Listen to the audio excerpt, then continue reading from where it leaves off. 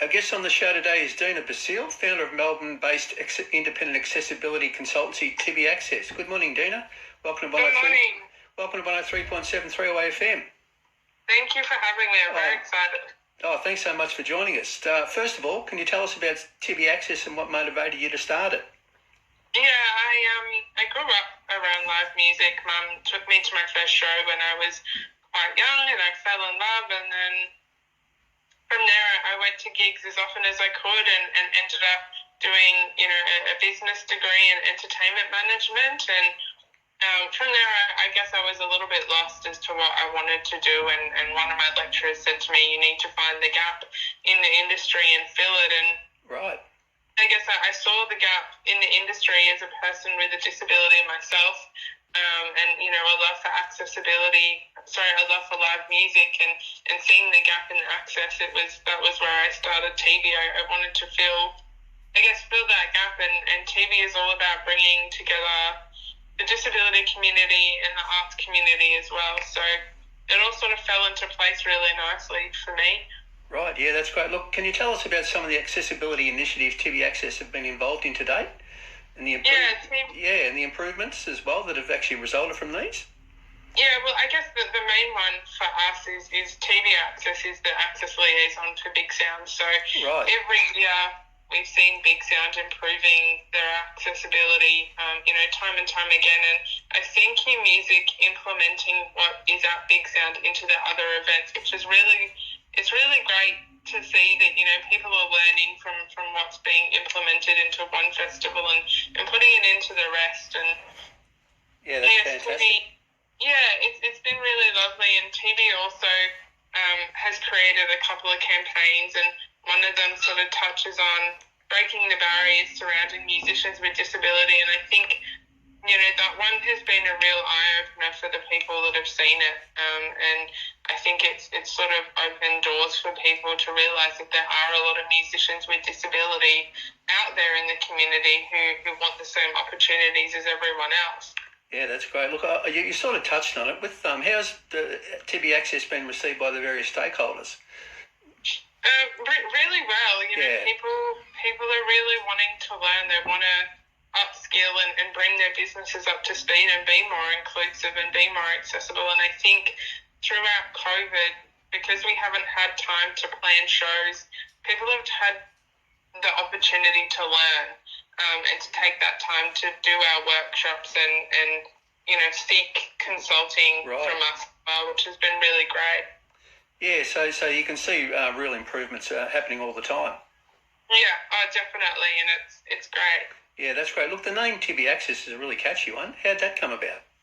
I was sort of doing a little bit of research into what I wanted to call my business, and I can't remember for the life of me what language it was, but I saw that Tibi meant for you. Okay. In another language, and I thought that it fit really perfectly with what our goals are. Yeah. We are for the disability community, and we're about bridging the gap with the music industry. So Tibi it just fit really well with our goals and what our aims are. Fantastic. Look, Groove Tunes, your inaugural Melbourne accessible gig takes place on Saturday the 19th of March at that iconic venue, the Corner Hotel in Richmond. How did the partnership with the Corner Hotel come about? In the very early stages of planning Groove Tunes, we went and visited a multitude of venues across Melbourne, and the Corner was obviously the one that we picked. Right. And the team at the Corner have been so open to making their venue as accessible and as inclusive as possible, which makes my job very easy. Wow. But we wanted a venue that wasn't perfect.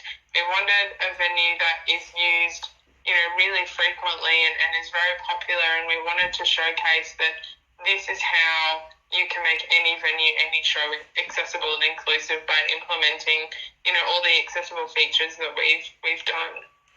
Yeah, that's great. Look, and what accessibility initiatives that aren't yet generally in place in the music industry will we see at Groove Tunes? We have a sensory space set up, which is not generally seen very much. Right. I guess a misconception with the deaf and hard of hearing community is that everyone knows Auslan. So We do have Auslan interpreters, but we've also implemented lyric videos as well for people to follow.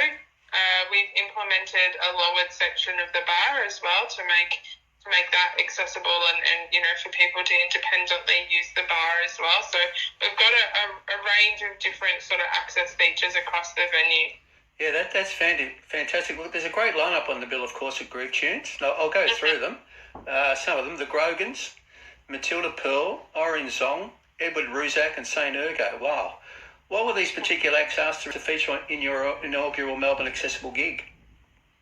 Our lineup features, I guess, a range of genres which we're really excited about having. Right. And we have so much talent, obviously, in one lineup.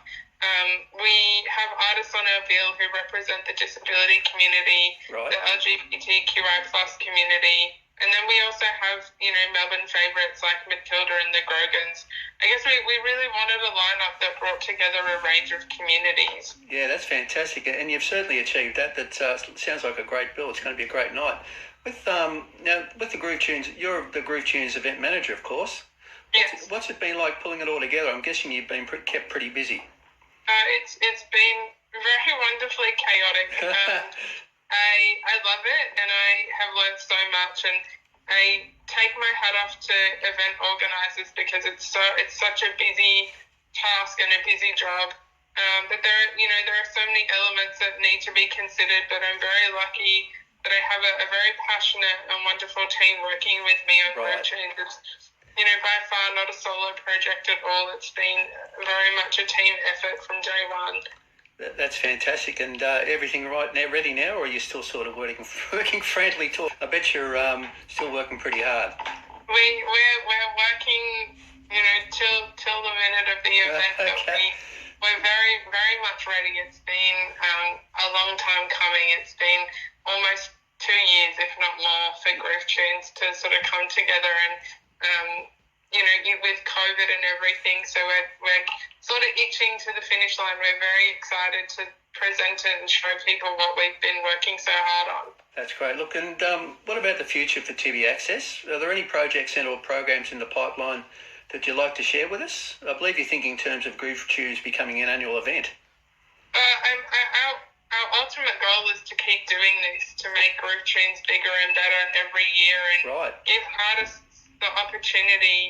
with disability the opportunity to perform on the big stage in a space where they feel safe and where they feel supported. Over the next few years, obviously Tibi will continue to grow and continue to teach, and I would love to work with more events and share, what I know how to make shows more inclusive and accessible. Fantastic, yeah. Look, and all the experience you've had, of course, this time holds you in pretty good stead for future projects, no doubt. Oh, absolutely. Fantastic stuff. Look, before we let you go, we need to congratulate you on all the great work Tibi Access is doing in relation to improving accessibility in the music industry. Oh, thank you so much. And good luck with it all. And, thank you. And good luck with Groove Tunes on Saturday the 19th of March. It's going to be a great event. It will. We're very excited. Very, very excited.